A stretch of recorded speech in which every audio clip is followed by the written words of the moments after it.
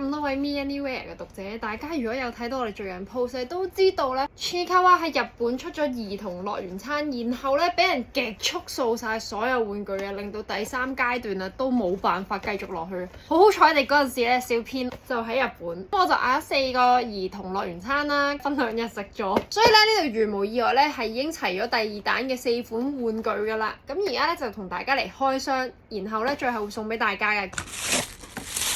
Usagi 呢個係點樣嘅？其實應該係貼紙嚟嘅，有啲廢咯，就真係攞嚟做下擺飾算啦。佢可以咁樣揈嚟揈去咯。原來佢入邊係有張紙説明嘅喎。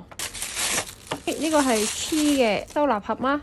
喂，哦，有咪帽紙喺入邊㗎，但唔知點解污糟咗。5張咪帽紙，佢後邊都有啲印得衰咗。